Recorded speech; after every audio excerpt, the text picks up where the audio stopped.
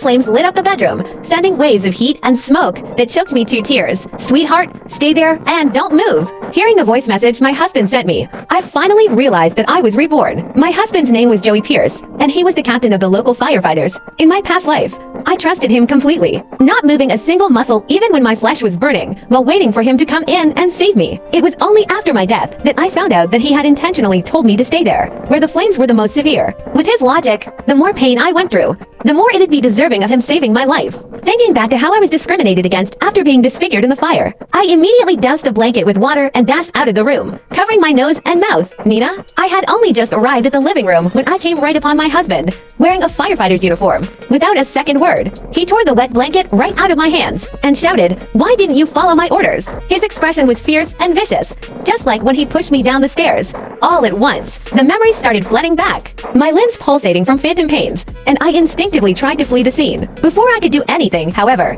Joey carried me by the waist and hoisted me to the nearest window. "Sweetheart, you go first. This is too dangerous." Then, he opened the windows and pushed me out right onto the mattress below, and the brunt force of the fall knocked me right out. By the time I woke up again, I was already lying in the hospital. "Miss Nina, your husband isn't doing very well without caring for my injuries." A nurse snatched me right off my bed towards the operation room. In my past life, I waited for Joey here too, and I almost passed out crying after I heard that he couldn't be saved. The next moment, the doors to the operations room opened, and Winnie walked out, pushing Joey, who was covered with a piece of white cloth. I did all that I could. Her eyes were red, and she glared at me with hatred. "He died from the fire, all because of you. If you have any conscience left, take care of his parents and relatives for the rest of their lives." In my past life, I felt nothing tremendous but guilt at her words, and I immediately kneeled in front of Joey, reaching for his hand and swearing that I'd take good care of his family. After that, my parents-in-law asked me for money time and time again so that they could enjoy their lives. Not caring that I had a son to raise,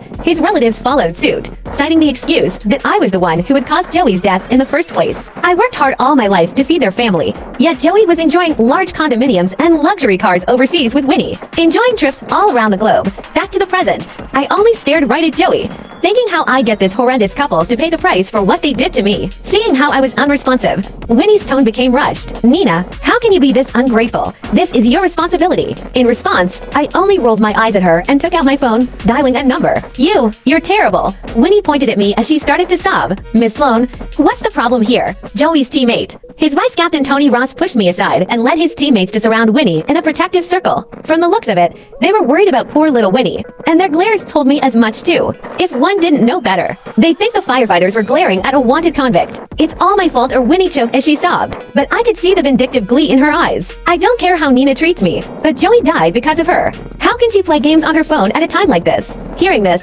Tony reached towards me and grabbed my phone, smashing it towards the ground angrily before pointing at me. "Apologize to her right now." Seeing this, Winnie continued pushing the line. "Nina, you probably weren't educated well at home, but playing games in a hospital like this is very disrespectful." I didn't say anything, only bending down to pick up my phone. Thankfully, it was good quality enough to have survived the impact. "What an awful person," Tony shouted. "I respected you as Joey's wife, but I didn't expect you to be someone this disgusting." I ignored her, only swiping the button to accept the call on my phone. "Hello, is this the body donation center?"